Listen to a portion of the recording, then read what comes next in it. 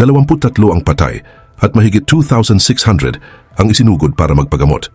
Lampas 40 degrees ang temperatura. Ang walang kapantay na heat wave sa South Korea ay nagiging nakamamatay. Kumilos na ang gobyerno sa buong bansa. Ang mga lungsod ay nag-i-spray ng tubig sa mga kalsada at maging ang mga baseball game ay kinakansela.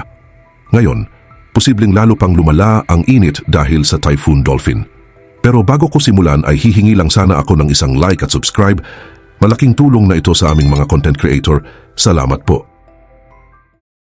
Ang South Korea ay humaharap sa isang walang kapantay na heat wave na nagtulak sa temperatura lampas 40 degrees Celsius na nagpa-overwhelm sa mga emergency services at nagtulak sa gobyerno na magpakilos ng mga resources sa buong bansa.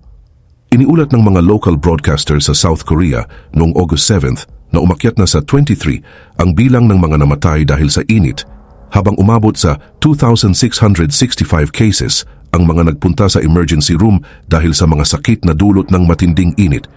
Nagdulot din ang krisis ng mga problema sa infrastructure at mga emergency sa mga rural na lugar, habang ang mga lokal na pamahalaan ay nagpapatupad ng mga paraan para mapalamig ang mga lugar habang patuloy ang matinding init.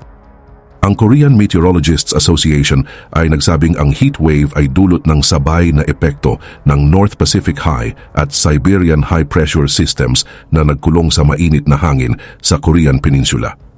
Binabantayan din ng mga researcher ang Typhoon Dolphin dahil ang direksyon nito ay maaaring maka-impluwensya sa susunod na yugto ng heat wave. Kung lilipat ang Typhoon Dolphin papunta sa Eastern China, maaaring mas tumaas ang humidity at mas maging matindi ang pakiramdam ng init. Pero kung tatahakin nito ang direksyong timog, maaari itong magdala ng mas malalakas na hangin at pansamantalang ginhawa. Inaasahang bahagyang hihina ang init sa weekend ng August 8th at August 9th, kung kailan inaasahang bababa ang temperatura papunta sa 35 degrees Celsius, kahit na inaasahang magpapatuloy ang matinding init sa buong summer, lalo na sa mga western region. Mas maaga rito, naglabas ang South Korea ng kauna-unahang heatwave warning nito para sa ilang bahagi ng Seoul at Gyeonggi Province noong August 3rd at pinalawak ito sa buong capital region noong August 4th. Iniutos ni President Lee Jae-myung sa mga government agency at local government na gamitin ang lahat ng available na resources. Ayon kay President Lee Jae-myung, ang matinding init na ganito kalala na hindi pa natin nararanasan noon ay patuloy na nangyayari araw-araw. Sa Yongan, South Yong Province, iniulat na ilang araw nang nagpapatuloy ang matinding init kung saan lumalagpas sa 40 degrees Celsius ang temperatura. Ang mga kondisyon ng heatwave na dati ay nakikita lamang sa mga balita mula sa ibang bansa ay naging realidad na natin ngayon. Nanawagan din si Lee ng nationwide mobilization para mabawasan ang mga pagkamatay at pagkakasakit na dulot ng matinding init. Ayon kay President Lee Jae-myung, hinihiling ko sa lahat ng government ministry at local government na gawin ang lahat ng makakaya para mabawasan ang pinsalang dulot ng heatwave sa pamamagitan ng buong paggamit sa lahat ng available na personnel at resources. Nagpakalat ang mga autoridad ng mga truck na nag-i-spray ng tubig sa mga kalsada sa mga lungsod, habang ilang baseball game ang kinansela dahil sa matinding init. Pinapayuhan ang mga residente na manatili sa loob ng bahay kung maaari, uminom ng sapat na tubig at manatili sa lilim kapag nasa labas. Ang matinding kondisyong ito ay bahagi ng mas malawak na heatwave na nakakaapekto sa East Asia. Noong August 2nd, ipinakita sa North Korean State Television ang mga taong naghahanap ng ginhawa sa mga beach at water park. Samantala, sa China, nagbukas ang mga autoridad ng mga air raid shelter bilang cooling centers habang umabot sa 38 degrees Celsius ang temperatura sa labas. Ang Japan ay nagpatupad din ng mga paraan para harapin ang lalong matitinding summer, kabilang ang Tokyo Cool Biz Campaign, na naghihikayat sa mga government worker na magsuot ng mas magagaan na damit at bawasan ang paggamit ng cooling systems. Nagbabala ang mga scientist na ang climate change na dulot ng mga gawain ng tao at ang patuloy na pagtaas ng emissions ay nagpapataas ng posibilidad at tindi ng matagal na extreme heat events, kaya ang heat wave ay nagiging mas seryosong problema para sa public health at infrastructure sa buong Asia. Isang lungsod ang tila natutunaw sa walang tigil na init. Iniispraya ng tubig ang mga kalsada. Umaapaw sa dami ng tao ang mga air-conditioned shelter at milyon-milyong tao ang pinapayuhang manatili sa loob ng bahay. Ang capital ng South Korea ay naghahanda ngayon para sa posibleng maging isa sa pinakamainit na araw sa modern history nito. Habang itinutulak ng walang kapantay na heatwave ang Seoul papalapit sa record-breaking na temperatura, inaasahang aabot sa pinakamataas ang heatwave sa Seoul sa Thursday, kung kailan inaasahang aabot sa 39 degrees Celsius ang temperatura na maglalapit sa capital sa all-time record nitong 39.6 degrees na naitala noong historic heatwave ng August 2018.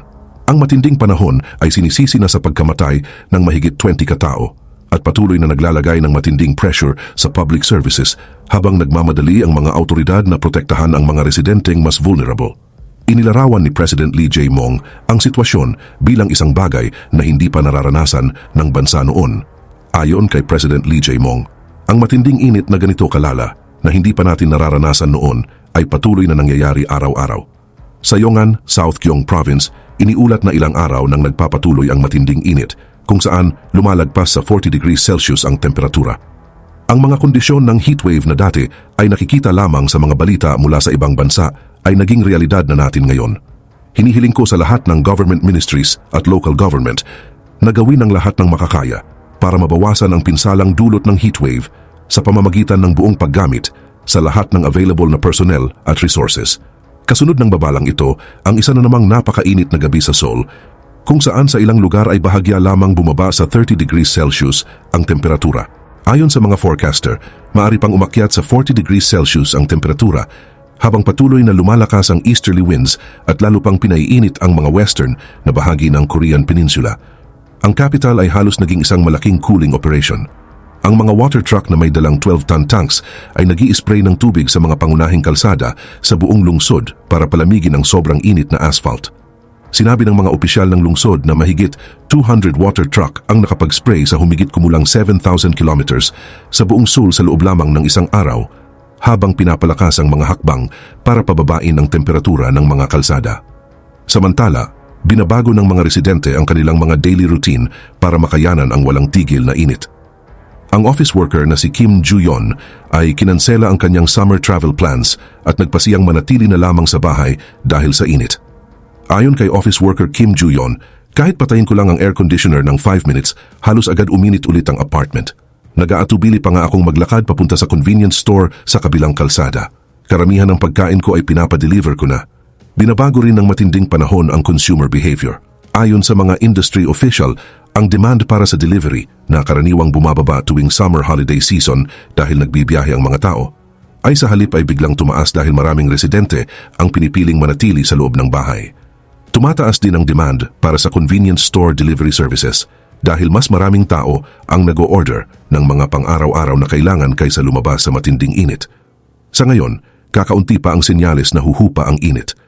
Habang papalapit ang Seoul sa record temperatures, nananatiling naka-high alert ang mga autoridad at nagbababala na ang pambihirang heatwave na ito ay hindi na isang bihirang pangyayari, kundi isang lumalaking realidad na sinusubok ang tibay ng lungsod at ang pang-araw-araw na buhay ng milyon-milyong tao.